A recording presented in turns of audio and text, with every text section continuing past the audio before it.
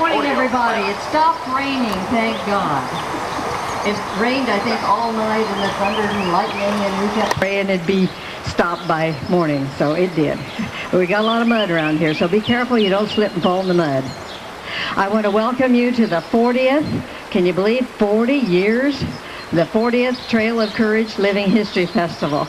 I'm Shirley Willard, and my husband Bill and I have worked with it all 40 years and been here every single year. Many others have been here a lot of years, but I guess we're the only ones that's actually been here every single year, and we're kind of walking hard today because I'll be 79 next week and Bill's 83, but we have Edna Carpenter with us, and she's 102, so we're all doing good. Yeah. Okay, the first thing we do is to raise the flag, and the River Valley Colonials will play the correct music for raising the flag in the 1830s. Bill Willard and George Godfrey will raise the flag.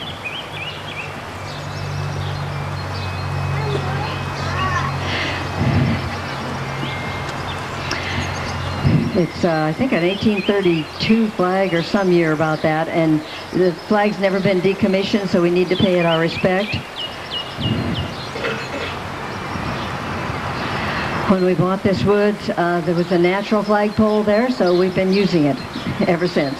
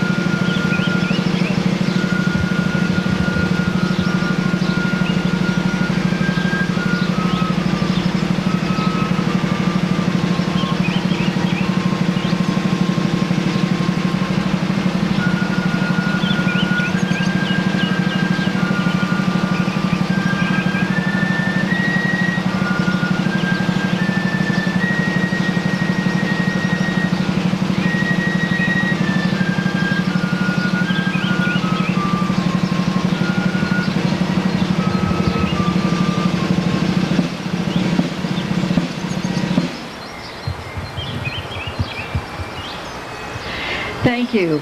We want to welcome a new musical group here with us, Anderson High School Marching Highlanders. Would you play us a tune this morning?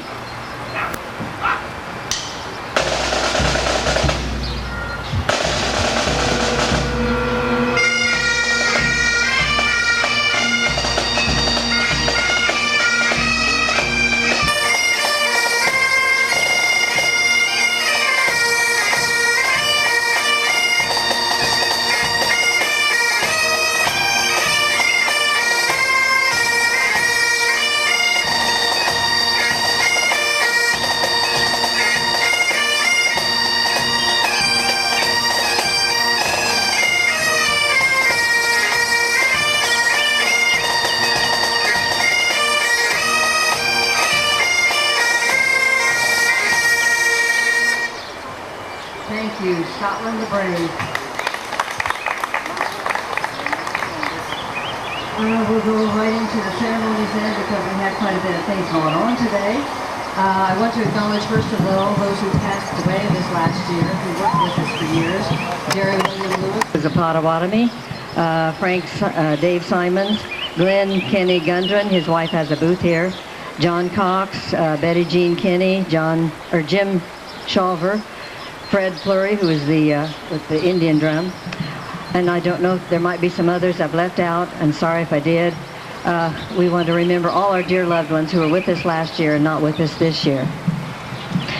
I'll tell a brief history of the Trail of Death. I think most of you know it, but the Potawatomi were rounded up at Chief Menominee's village by volunteer militia, and General Tipton was in charge.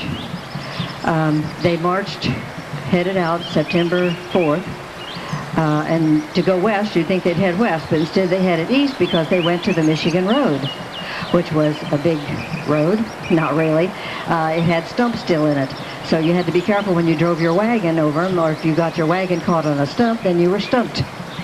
So that's where we get that phrase from. But they came down the Michigan Road then to the Tippecanoe River and camped there the first night. Their campfires, they say, spread a couple of miles because there were 859 Potawatomi and I don't know how many militia.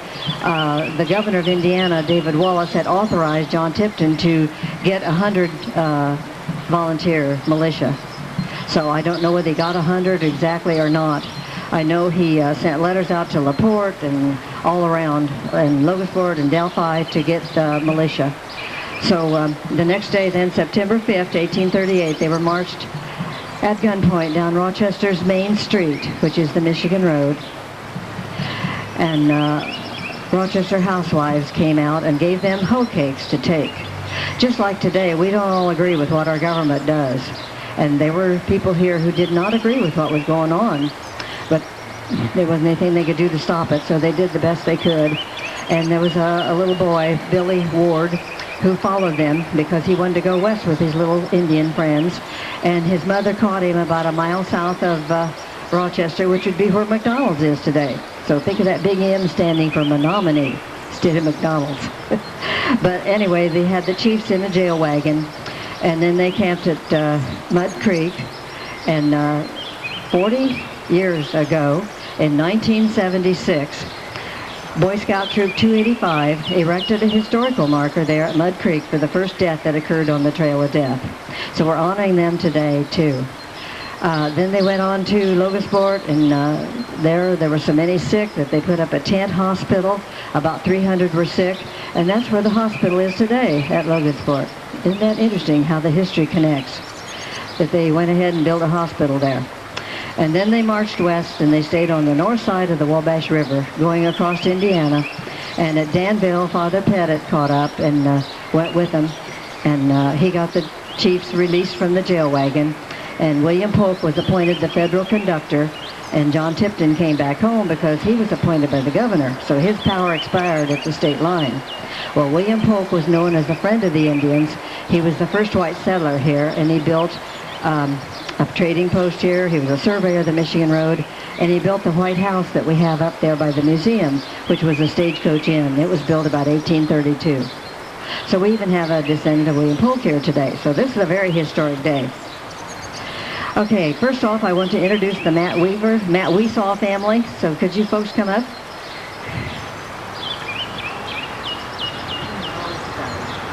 Oh, I'm sorry.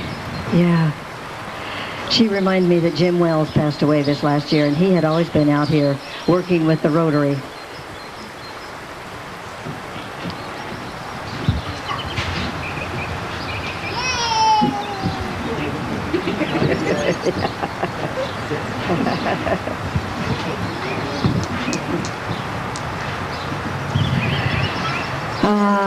Matt, you want to introduce your family?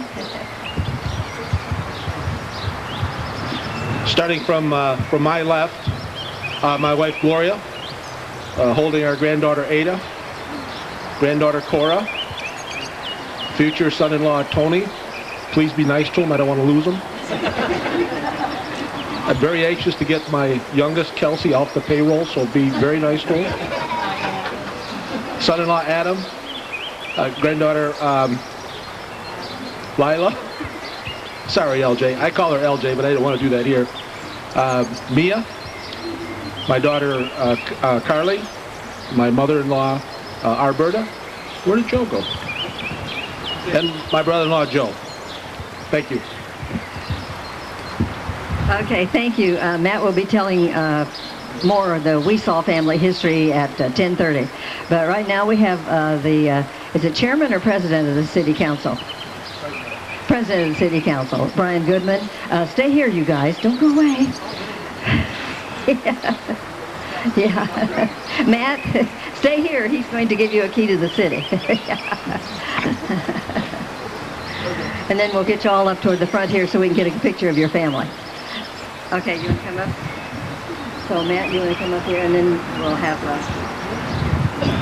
you take the camera from stage so we get a picture. First of all, I want to thank you for coming, being here today. On behalf of the city of Rochester, that's all of its citizens, it's my honor and privilege to present you with the key to the city. Thank you. Appreciate it.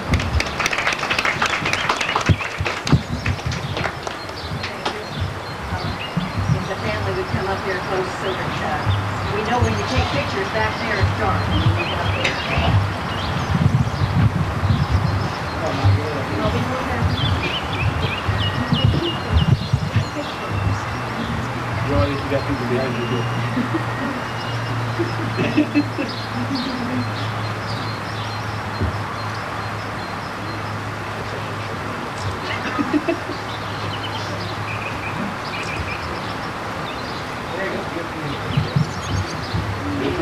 Okay, one more thing. The sheriff is here to welcome you, so Chris, yes, that was the state trooper. I swear I paid that traffic ticket. Did you? Well, in honor of a fellow law officer and being the sheriff of the county, I don't have a whole lot, don't have a fancy plaque, but I don't know if you collect patches. Here's a hat. I do love that. Thanks, Sheriff. Thank you.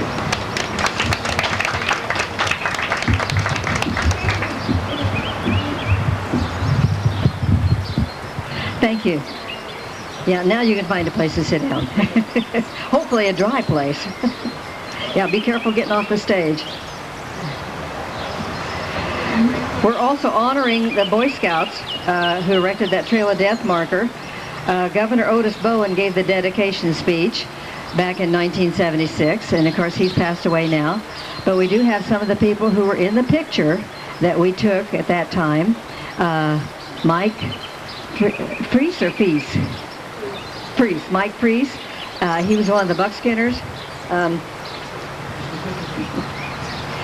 In this picture, which is on our webpage, Potawatomi-tda.org, we see Mike Freese beside Governor Bowen. Governor Bowen's in the white suit. Remember, he always wore a white suit. And Mike he organized the rendezvous and brought the buckskinners. And then the Boy Scouts,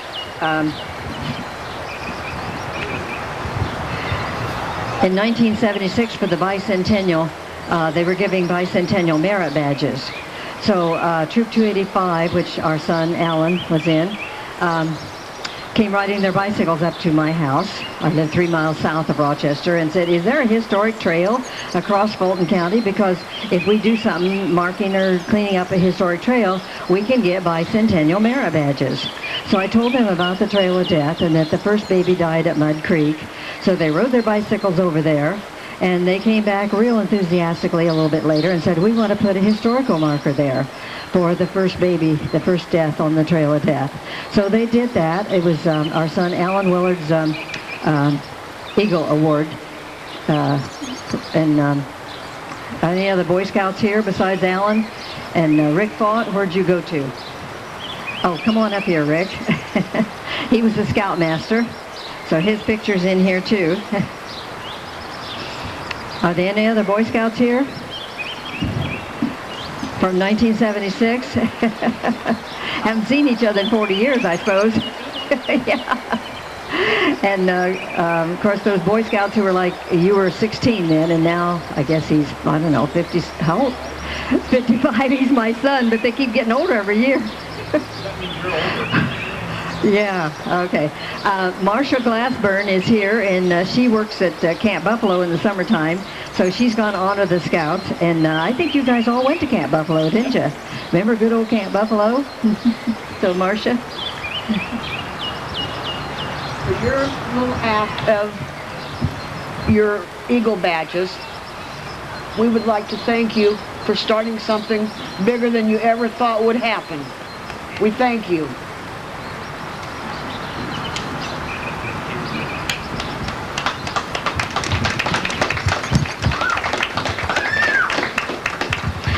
And that same day that we dedicated the historical marker there, they had a reenactment march from the Tippecanoe River to Mud Creek, and that's 9 miles. So with several people who walked it that day, I remember a class of from Wabash High School came over and marched with them, and I didn't know how to get a hold of any of them, but we had a lot of good publicity about it. So we do have a family here that marched in 1976, and I don't know if you guys remember seeing them or not, but can you come up here now? And Marsha will honor you too. Joanne I still think of her as Carpenter. She was my neighbor, and we used to ride ponies together when we were kids. Joanne McClellan and her mom, Edna Carpenter. We would like to thank you for getting us started and helping us.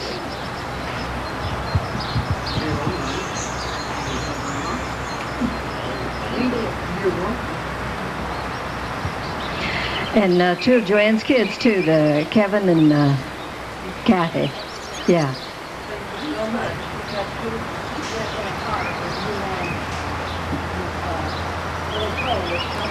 Oh, yeah. When you made a layup in basketball,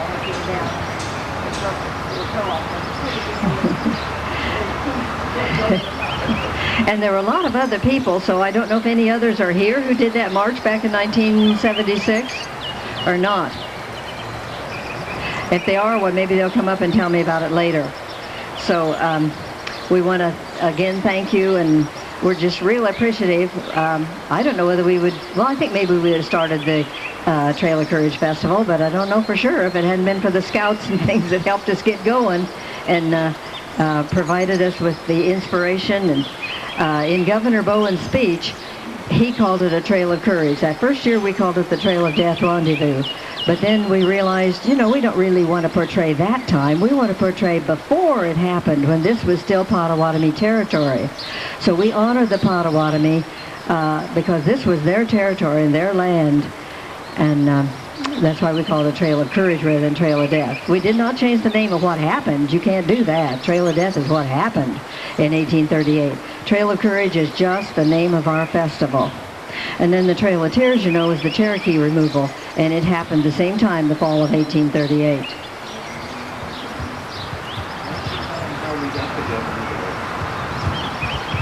Well, I called him. What she's neglecting to tell you is how we got the governor of the state to come. How powerful are moms? Very powerful no matter how old you are, right? When mom says to do something, you do it. Well, we sent him a letter asking him to come to the trail. He declined, which we understood, but because his mom was a member of the Historical Society, and she was a member of the Historical Society, my mom talked to his mom, and his mom talked to him, and he sent us a letter back saying he'd be glad to come and dedicate the marker. Now you guys know the real truth on how we got the governor. Even I had forgotten. But I did know Governor Bowen's mom and dad, and they're very nice people. Yeah. Oh, okay, Bill has something to give here.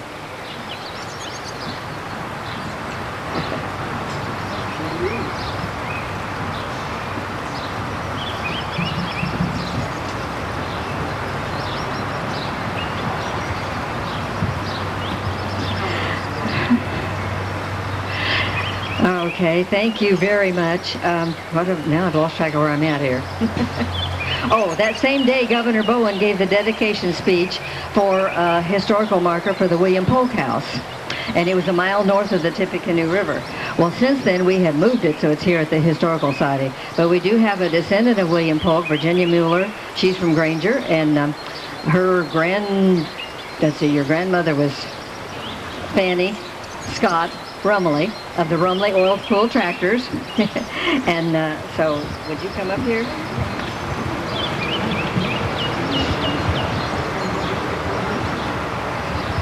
In 1976, Elsie Turner and I went up to LaPorte and interviewed Fanny Scott Rumley. And she was about 100 then, because she died at the age of 103 just a couple years later. And I wanted to give you a recording that we made with her in 1976.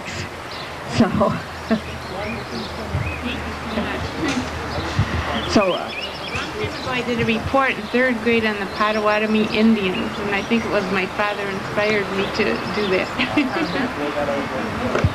A lot of people have really been inspired to do history and write history reports and everything because of the Trail of Courage. We've even had people meet here and then get married, so this is a romantic place too. Thank you.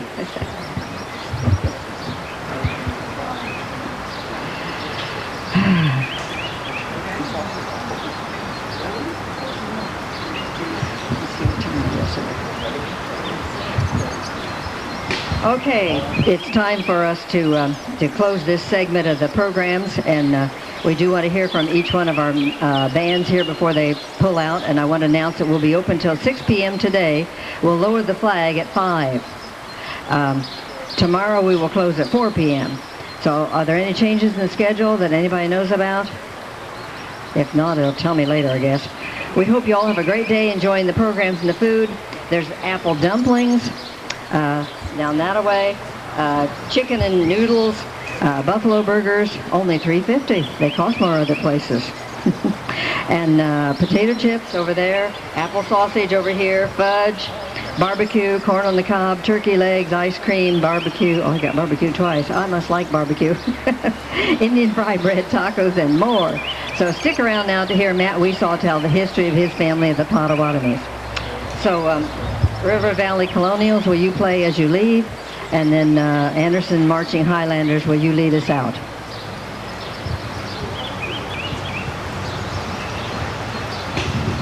Anderson, you go out first.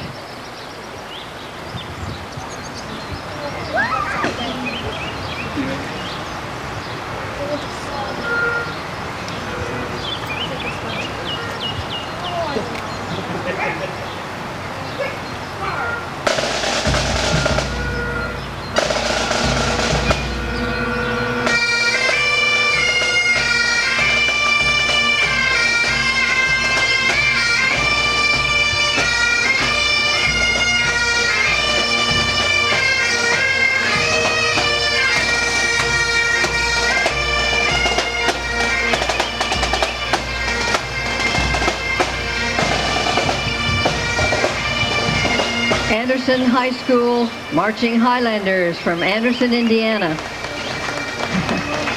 And now the River Valley Colonials from Wisconsin and some other places.